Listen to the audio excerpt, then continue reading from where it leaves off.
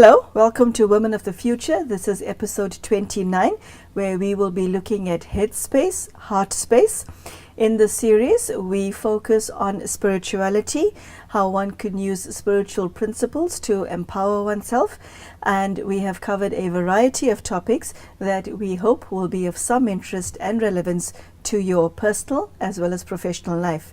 Sister Denise is our speaker in the series, and it is she who has been sharing her wisdom and experience with us. Sister Denise, a very warm welcome. Thank you. Now, tell me, Headspace, Heartspace, that is a very interesting topic, isn't it? Why is it of importance to you that one understands Headspace and Heartspace? And let's start with, like we do in all the episodes, what is your definition of Headspace? Well, your head is to do with your intellect, your reasoning, is the rational, non-emotional aspect, and then of course with that you will bring in the color of the heart space, because the heart is your feelings, your higher purpose, I think, is really the balancing of the head and the heart, you see, because the heart is really the color and the head is really the shape. And everything has shape and color. If you have color, no shape, that's something. Shape, no color, boring, So it's really all about having both of these together. And usually women are associated with the heart, with feeling, with color, with texture, with all of these things. And then the masculine is spoken of as more to do with the head. And we want to look at both together, and we want to look at balancing them, because I think when we're talking about women of the future need to be in balance, and the head and the heart both have to be fully developed and fully in balance. Okay. Now, Sister Denise, a heart space. Is it not the case that most women experience life through the feelings primarily and through the head secondarily? To a large extent, probably so. It depends very much on the individual. A woman who is soft operates through the heart. Maybe the hardened woman operates through the head. And sometimes life will harden you, or sometimes even in spirituality it is said that you have to harden yourself a little bit, otherwise you're too vulnerable. And so this is where we're all the time working out how to establish the different parameters that apply to the head and the heart. What is the danger of only living in one's heart, only experiencing life through feelings and using feelings as a sole source of information and data and motivation for what one does? What is the danger in that? The reason I'm asking is because I know a number of women who fall into this category. Good quality women. You see, your feelings shift and change.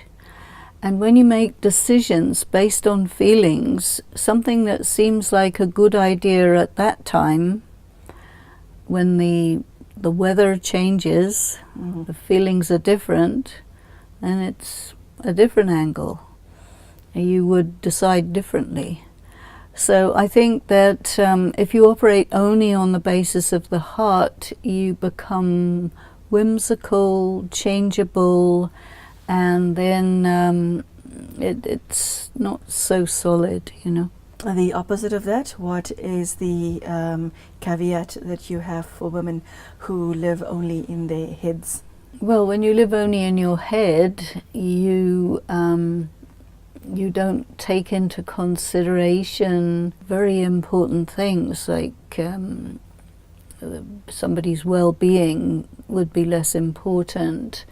Maybe you focus more on sort of rules and something a bit more scientific, you can say. The heart is to do with the arts, to do with textures, colours, culture, taste, all of these things. The head is to do with principles, things that may be less movable, And, the example I very often give is that eyes have two kinds of cells.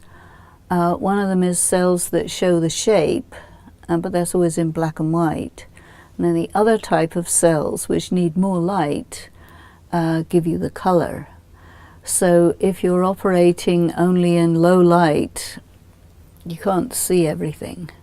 So I think probably the aspect of the heart allows us to see a much wider, denser, deeper spectrum of reality than if we're just looking at the shapes and things in different shades of grey. Sister Denise, in one's personal life, your domestic life, is it necessary to use both aspects of the human functioning, or do you use heart? I have asked you this question in a previous episode, but I think it's relevant again. When it comes to relationships, okay, women especially use their feelings to guide them. I'm talking about the most relationship in your life, as well as your relationship with other family members and friends. Oh, I like this person, so I'll hang out with him or her more. Does the intellect come into play as far as choosing people in our life is concerned, and as far as trusting people is concerned? Well, no, I think it's very important, because if you operate only on your feelings, you're also driven by your karma, by your sanskaras, more than by your intelligence. Although people do speak of the intelligence of the heart, but still,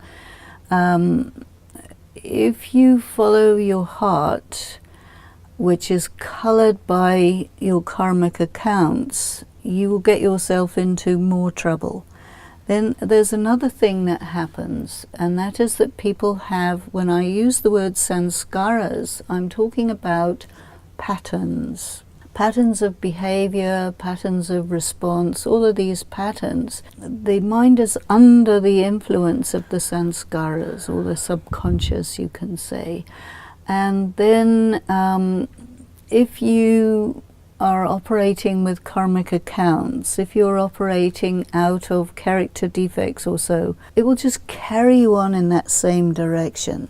I think the advantage of bringing in spiritual intelligence is you're bringing in more information which may be necessary to shift the direction of the stream of your life, which may be heading to a disastrous course onto a more healthy course. Because you see, we don't operate just from a clean white sheet of paper. We come from a lot of baggage, a lot of history, which the mind and the heart just thinks that's how it is. It doesn't really see that's what happened. It's different. I see. So now, Sister Denise, in a professional environment, is it ever okay to let your feelings come into play? Because there are many listening to you who have jobs that totally cerebral in its demands. How does one function in a work environment using spirituality and using the knowledge that you just shared? Well, you see this.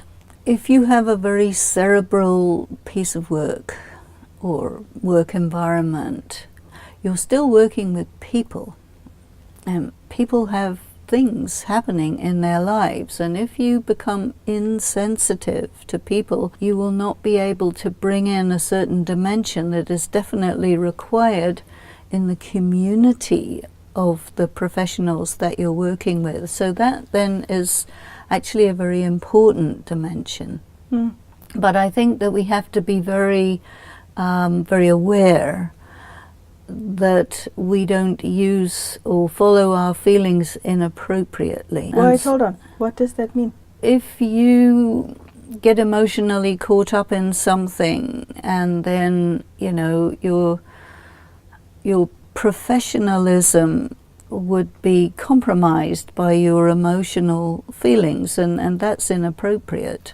So you have to really set some rules for yourself, and this is all a matter of balancing, and you have to really see, what is my role here, what is my function here, and there I think the conscience comes into it, because if something requires the softness of a woman's sensitivity, your conscience will alert you to bring that in. It happens in professional environments. You get emotionally involved with some of the people, and that is not appropriate. And so there you have to keep a cap on it, because otherwise there's going to be problems. Sister Denise, the expression to apply one's mind to something. Is it the application of one's mind, or is it the application of thought, considered thought, that's being asked? The word mind, intellect, intelligence, thought, because they're very subtle, the distinctions get very blurred. So to me, if you say apply your mind, it's really apply your thinking, your reasoning, your intelligence, and of course thought is part of that. But if you say, no, something's coming into my mind, there you're talking about something a bit more intuitive, a little bit more, like capturing an idea from the airwaves. When it comes to a problem that we are faced with, as you so rightly put it in a previous episode, problems crop up at probably every single second of the day. And issues come up from one's subconscious as well, every single second of the day. When one is presented with such a dilemma, where you have a problem to solve, how do you know what to follow? Do you head or heart? What I would do in any situation, especially if it sort of raises emotions, or there's some crisis or something like this, the first thing I would do is really detach from the situation. And that means be as cool and uninvolved as possible, and look at it from the angle of a detached observer and evaluate it using your powers of discernment and good judgment. And once you have decided the position, the angle of approach that you're going to take, definitely bring your heart with you. But I think don't start with your feelings, start with an assessment. I think that's where most of us make a fatal error, not just an error, but a fatal error. Because, Sister Denise, when we are faced with a problem and when we are faced with a crisis, our feelings rush in. It's almost like an injury that has occurred somewhere in the body, and your protective mechanism rushes in to try and solve the problem. And you are saying, let the head reach there first and make sure the heart's behind. We all make the mistake of doing it the other way around. Well, it's because women are very sensitive. So sometimes we need to just tell our sensitivities, just sit down for a minute, let me check this out, and then you come along. And this is where there is a masculine side and a feminine side to everyone. And I think the assessing aspect corresponds to the masculine side, the cool, calm, collected, uninvolved one, which is very good, I think. And once you've decided what it is, if you're heartless, that's not good. So definitely bring the heart in, but the heart is always... it needs to be, in a sense, secondary to good judgment. Sister Denise, women are, I'm going to use the word notorious for being emotional. Okay? Often to our detriment. How does one pull oneself out of emotion? A friend of mine said to me this year, whenever I see someone crying, I automatically start crying, even though I don't know what the first person's crying about. It's a Pavlovian response. She said, I'm not proud of this trait, but that's where I am. So she has my sympathies because there are many of us on the planet like that. She was brave enough to admit it. So how does one, knowing that you're emotional, knowing it's a weakness, how do you neutralize that? Being emotional doesn't mean that you're bad, but it means that your emotions get the better of you.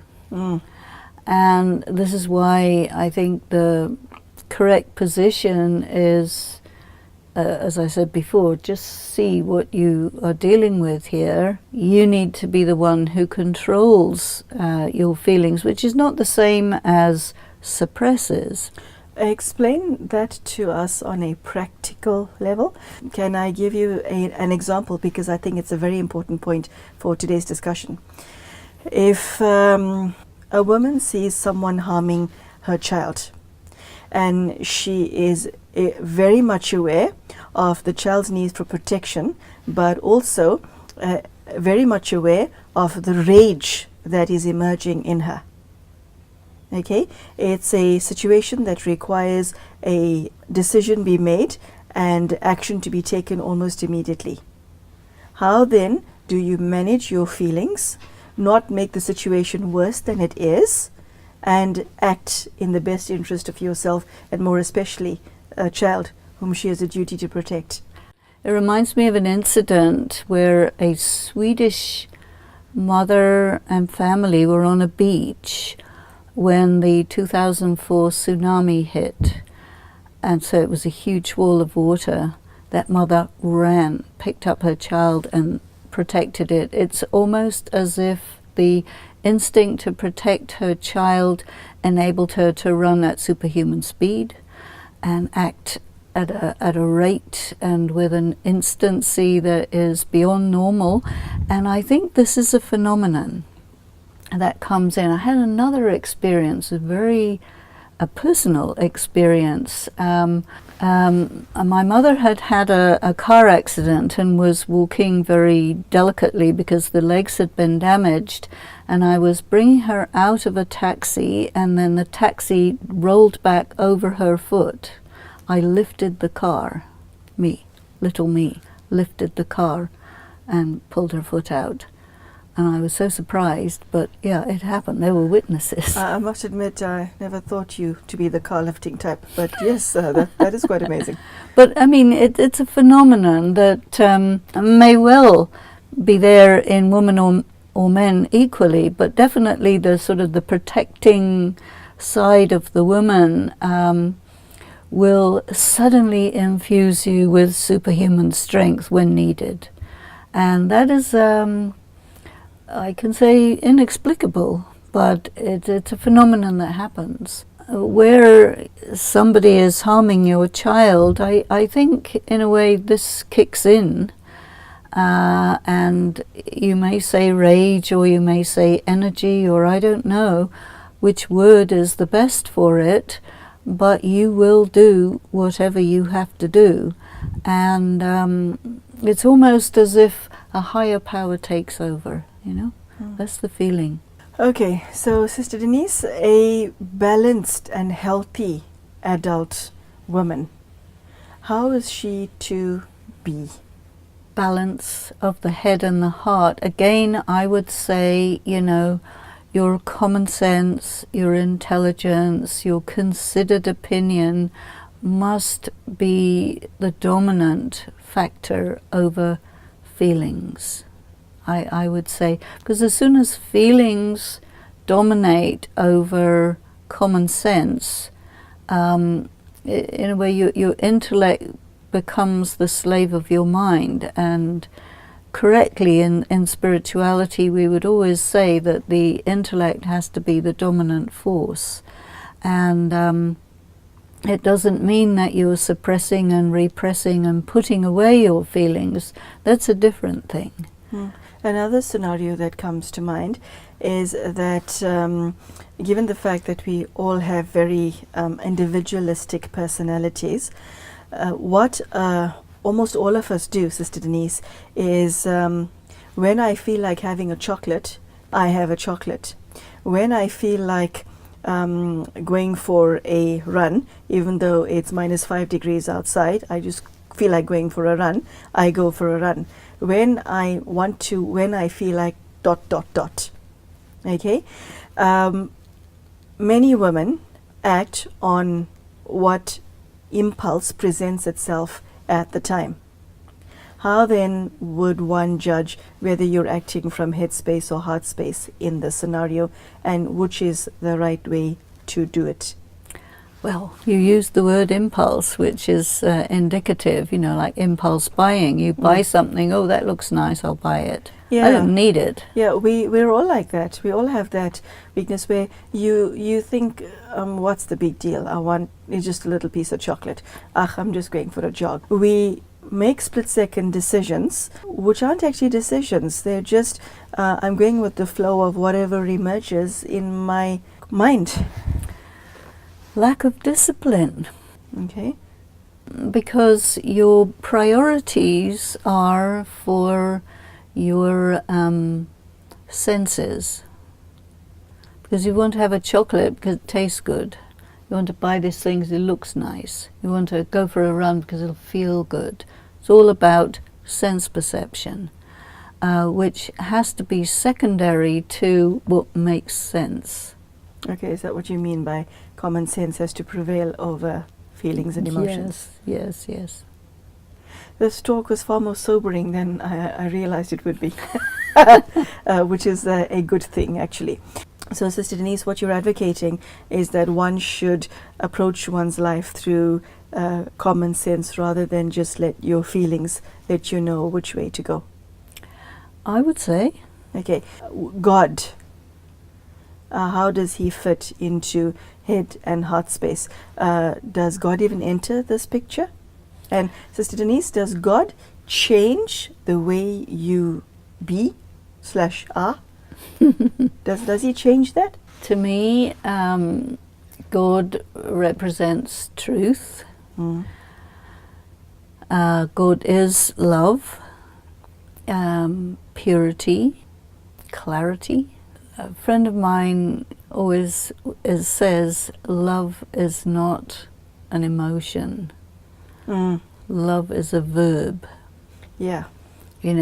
So an act of love is an act which is beneficial, not an act of desiring. You see, very often people say, I love you, and in Spanish, of course, yo te quiero means I want you.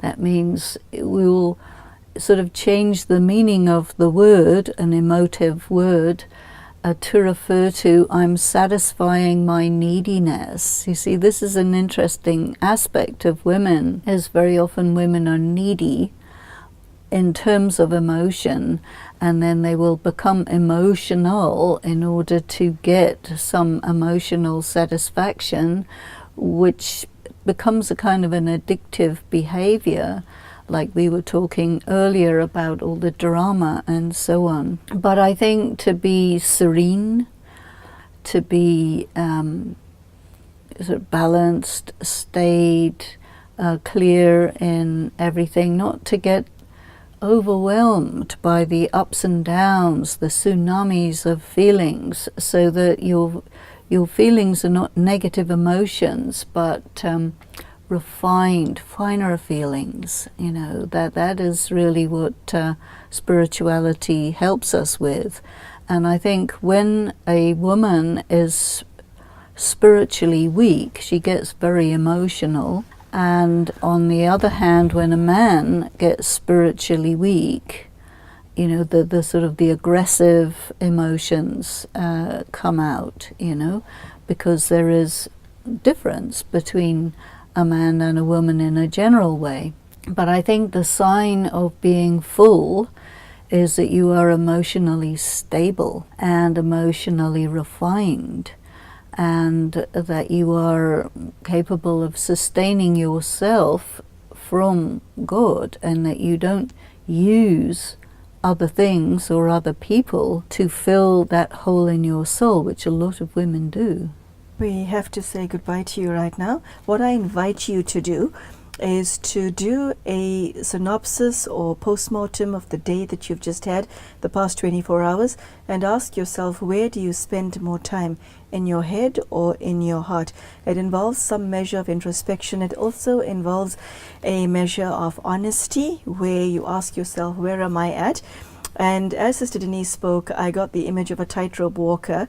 To be imbalanced in either of those ways does not serve you. That is the message I got from today's talk. So I do thank you for your time, and I do wish you everything of the best on your own spiritual development. Take care. Goodbye.